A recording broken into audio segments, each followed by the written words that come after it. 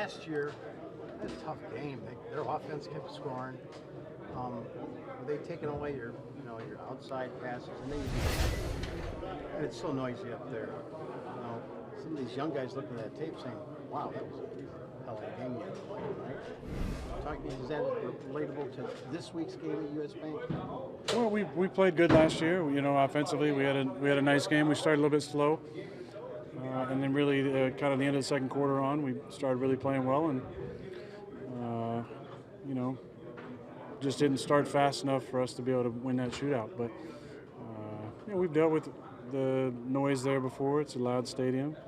We've won some games there, but it's a tough place to play, and especially week one with all the excitement of a new season. I'm sure they'll be extra amped up. If Z does get to you, do you expect a little extra trash talk from him or not when he's on the ground with you? No. We'll see. Aaron, what is your response to that? That he said he was treated badly here last year. I mean, what do you remember from that situation? I was made aware of that, and I don't want to add any fuel to the fire. I'll just echo exactly what Matt said. If Allen can't go, you've been pretty clear he's your number one. Is there a guy who's separated himself beside him, or is it every Oh, well, I think there's about there's about 5 guys that we expect to kind of be in the mix consistently playing receiver for us, and if one of them goes down, then the other 4 better be ready. Is there any concern with Lazard at this point, or are you pretty confident for Sunday? Oh, I don't know. We'll see. Let's see how he's feeling this week. I don't think he needs a lot of practice to be ready to go, so we'll see how the week progresses. What's the atmosphere like in Minnesota? Obviously, we know they got the school chant and the horn. Have you just grown accustomed to that throughout the years? Yeah, I mean, it's a loud stadium. No disrespect, but it's not louder than the old Metrodome. And those of you who've covered games there, that was really difficult to play. I mean, that was like Seattle in its heyday where you just couldn't hear anything. Now, this is still really loud, but when they make these big, beautiful stadiums now, I don't know if it's the way they make them or the size, but all the great stadiums that have been built up until this point, Dallas and Atlanta got a new one, and I'm guessing, the one in LA, they're beautiful stadiums, not quite as loud as some of the old, the old Metrodome and the old Superdome, but definitely loud, difficult environment. Aaron, where do you think you're at with your offensive line? Well, we'll see what Dave and Elton's status is. They're very young, even after those guys. There's going to be young guys suited up for sure, whether or not those guys play. And, we don't have like that swing veteran tackle that we've had in years past, or that, older veteran, the Lucas Patrick type guy. So expecting those young guys to be ready to go if their number gets called. Bobby Tonyan. He looks great. He's really gifted. He has great hands. He's a really intuitive route runner. He's got great instincts. He's made a couple plays in practice that are just different than what we've had, from those other guys in his absence. And it's no disrespect to those guys. It's just at the level that he's capable of playing at is at that Pro Bowl caliber level. So we got to get him feeling healthy and playing like he was playing a couple years ago, and get him going early. Aaron, how do you feel about starting a season on the road? It's the 4th year in a row, I think, every year on the road. The NFL wants parity. That's why the schedule is set up the way it is, with the extra games being against, as division winners against division winners, both in this conference and the other conference. And so that's just the way it is. I think it's good for the league because they want to see a turnover of teams. Also good for the league when the Green Bay Packers are playing well. So, we've played in some tough environments. This will be another one, good test. Just like all the other teams in the NFC North, it seems like every single year. I think their fan base and their teams feel like this is our year to win the North. Hasn't really been the case during my time for the most part. How different will it be in the face of Vikings defense that's not run by Mike Zimmer? Yeah, different for sure. A lot of respect for Coach Zimmer. a lot of battles over the years, difficult alignments and pressure packages. This is, a little bit more like our defense, and the defense has kind of taken over the NFL, as you're seeing. There's trends with the offense and defense, and the defensive trend seems to be a lot of this combo coverage and 3-4 shell coverage that we run, that the Rams have run, and that kind of went from there. And very similar, Vic Fangio style defenses. Obviously, Mike's there, and we know Mike, great coach, really smart guy. So there'll be some stuff that we see in practice, and I'm sure there'll be some unscouted stuff. Aaron, you've said the phrase growing pains a few times in camp. Not in a while, though. Not in a In a while. while. But if there are any growing pains in the opener, how do you alleviate some of those for the skill position guys? Just like last year when the world was falling apart after we got trounced in Jacksonville. Take a deep breath. One game. It's not a make or break for the season. It can be for the confidence. It can be for the approach if you're, mentally weak. But it's one game. So whether we go to Minnesota and have a great performance, or whether we, have a struggle up there, it's one game, and we're going to have to find consistency throughout the season. And that takes a dedication to your craft, to your preparation, and pride in the performance that for the young guys, they're going to have to learn what that looks like and what that feels like. Over the course of your career, would you say you generally have a pretty good idea of how good the team's going to be at this point? Generally, yes. Or how do you feel about this one? Generally good. Every time the Lions and Bears and Vikings make a change, your team, you are the target. You're the reason. And this team is bringing Mike Pettin, Mike Smith, Darius, Shannon. Does that make this even more of a challenge because of those guys? Well, it's those guys, and then it's the other guys on the other side of the ball that they got too. They got some talent on both sides of the ball, and they've been, the second best team in the division. It feels like the last couple of years. Everybody's trying to knock us off. I remember when we played them at home in I think it was 18 and early in the season, and Everson was talking about we're the kings of the North now. Neither of us, I think, that year were the kings of the North, but yeah, it's always a battle. It's the history of the rivalry with Chicago, and I think it's the kind of the border animosity between the people of Minnesota and Wisconsin that adds some fuel to this rivalry. I think it's your 15th opener you're starting. How's that changed for you over the years as far as a mentality? I don't know if you're ever nervous before games. I guess how's that changed? Yeah, I think the nerves definitely are less than maybe 2008 against Minnesota at home. Thankfully, but it's still exciting. I think if you're not nervous or don't have the butterflies, maybe you're doing the wrong thing. So I'll be excited to see how I feel before the game. But I know there's definitely excitement, and the excitement is paired with the anxiety that comes from the pressure of the performance, being in the microscope of your teammates, the fans, the country, and the excitement with which that brings, the challenge. I really enjoy that and look forward to starting off another season against a tough opponent, kind of seeing where we're at in week one. Last year, we saw where we were at in week one. We weren't very good, but we bounced back and turned into a pretty damn good team. So we're going to, again, be patient with our young guys, hold them to a high standard, and hopefully get off to a little better start than we did last year. This is totally off the subject. But Good. University of Wisconsin safety John Torchia, his dad was a Cal quarterback.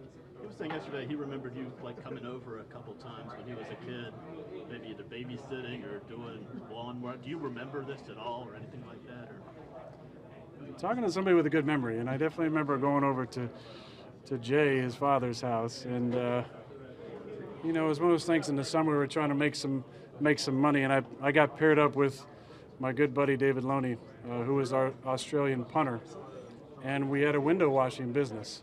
So naturally we hit up some of the alumni.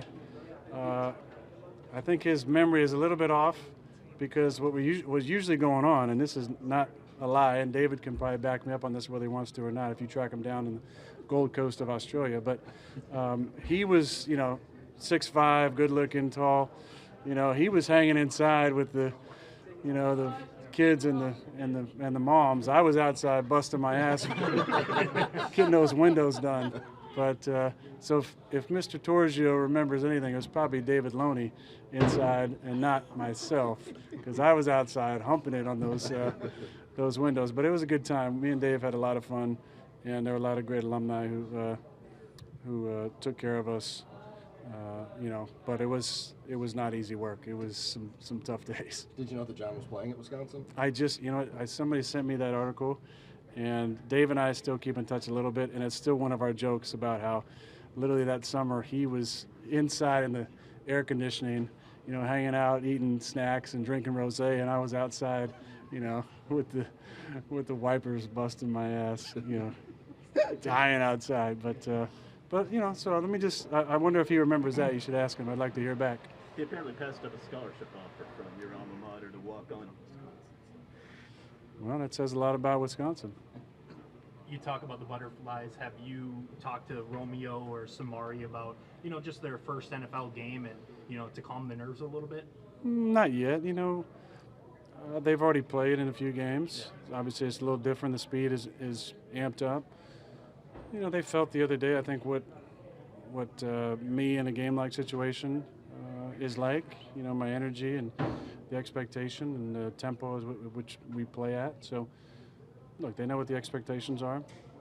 We're not going to put them in positions to not be successful, but there's going to be opportunities for them when they get out there to make plays, and I'm confident that they're going to make the plays that are available. Aaron, I think you said you kind of got a kick out of people wondering whether you and Matt could get along. I have, but yes. You did have ups and downs with Mike, and you didn't know Matt at all. It seems like you guys are in a great place. How'd you get to this point, and did he do anything that first year? Mike who? Mike McCarthy? Yeah. Based on what? It seemed like you had ups and downs. Okay, so you're stating that as fact, right? Okay. Okay, so back to Matt. Did he do anything that first year to get things moving in the positive direction? No, we just communicated and spent time with each other talking ball. I've said, many times that I think the biggest jump for us was between years 1 and 2 with all the Zoom meetings that we did and going through the kind of the depth of the playbook and taking stuff out that wasn't working and adding stuff back in that might have worked. And that was, I think, when our relationship really took off. And then the last 2 years, we've been a lot better on offense. What does it say about the success you had that now he's the longest tenured guy in the league, in the conference? Because obviously you guys are winning, you beat them, and they have to find new guys to lead. In the division or conference? In division, excuse me. Yeah. Look, that's the NFL now. It's win now or you're out of here. So we've been winning the last 3 years. So Matty's going to be here for a while. But there's not a lot of patience from these owners. We wouldn't know. We don't have an owner. We have a lot of owners. And they might have the same level of patience, but not the ability to fire a head coach as quickly. So Matty's a great coach. When you're having your staff moving on and going other places and taking jobs, promotions, that's fantastic. Then you're adding guys to the staff that are coaches in waiting that are really excellent football minds. That's when you see what we had this year with Luke being able to slide right into the offensive line and do a great job. And John Dunn, from whatever his specific title was last year, to slide into the tight end room and do a fantastic job. It says a lot about the kind of men that he's keeping around here and the way that he kind of empowers those guys to take control and to ready themselves for the next jump. Matt's extension came down at the same time as duties this summer. What does that level of organizational consistency say about this franchise? Says they're tied at the hip. So if we win, everybody gets paid. And we know what happens the other way. You talk about your O-line being young, Aaron. This is maybe the most obvious question I've ever asked you, but what would it mean to get Dave and Elton out there? Not just because they're good players, but they're used to dealing with the noise. They've been in these Metrodome games before.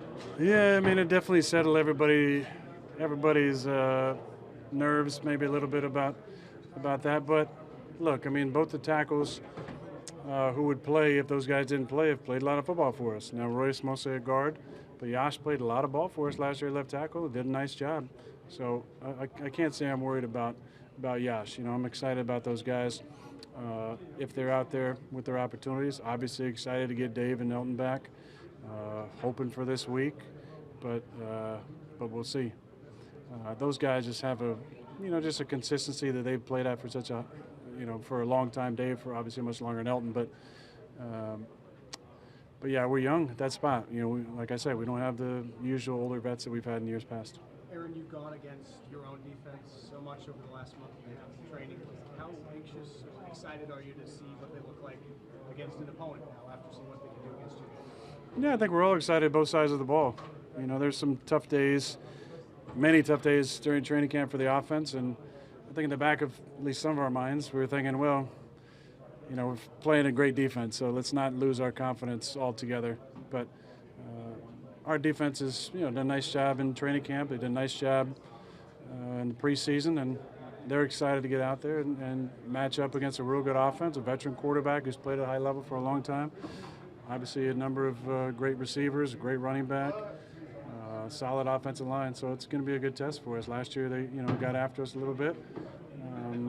So I'm sure those guys are going to be one for a better performance in week one. In your mind, what's left to prove? You've done it all this year. When you go out, what's your mindset going in that regard? Yeah, I don't feel like I have anything left to prove to anybody but myself, and that's when I feel like I'm at my most comfortable state. Two more for him. Aaron, go ahead, Spoon. No, you go ahead. Spoon, you're next. Speaking on that, Sammy said on Monday that he was sort of telling the offseason how far a team will go based on the locker room vibe, and compared this to the Kansas City Super Bowl locker room and his college one. Do you get that same sense, and can you tell at this point before you play the game what a team's capable of?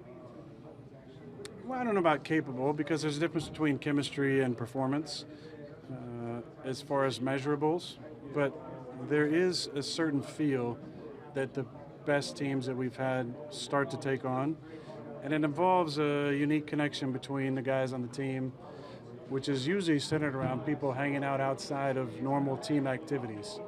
And COVID kind of put a stop to most, if not all, of that. So it's been nice this year to have opportunities to have dinners on the road, have more time in the locker room. And they've just put those tables back in here, which they had taken out, so there's guys hanging out, talking at the tables, playing cards, spending time with each other, going out to dinner during the week. That goes a long way. So I'm happy to see that with the guys. I think it's a really tight-knit group. Again, it's a different feel because offensively we're so much younger, I feel like, than we've been in years past. But defensively, I feel like this is as tight of a group as we've had definitely in the last few years. So that's encouraging to see. And so when you play a team that, like first-year coach, and some stuff's going to happen, who comes up with the cards and things for you at practice, and do you ask for certain looks that you think might be coming? Like, for instance, with Pet, do you anticipate that might be something you want to look at it in practice? Definitely. And I think the battle you're always up against is coaches want it to look a certain way in practice. So there's an idea of scripting for success that goes on both sides of the ball. And the battle is, whether it's week 1 or week 18, not just settling into, we're calling this play to get this coverage, and of course the rep in practice, we get the perfect coverage, and of course on this rep in practice with the perfect coverage, we throw it to this guy. That's not a realistic rep for the most part. Now there have been specific outlier opportunities. I can think of 2 right off the bat. We played in 2007 against 2006 against the Redskins, and we ran a play in practice all week for a certain coverage to the tight end, Donald Lee, and we scripted it a certain way, and it was like, it's never going to be like that. And sure enough, in the game, it was just like that. We played the Cleveland Browns in 2008. We said every time we're in a 1-by-3 in 12 personnel, they bring this storm pressure off the slot, and if they bring this, I'm going to throw a quick hot to number 2, and we get this rep, and it's like, it's not going to be like this. But sure enough, in practice, the exact same rep in the game. If you remember the play had Donald Driver, he made a guy miss and went down for about 70-yard touchdown. But the fact that I can remember those 2 things tells you most of the time it's better to get looks that stress the difficulty of the play actually being a positive play in practice, so that you can be more ready for anything that is going to be thrown at you when you have a rep in the game.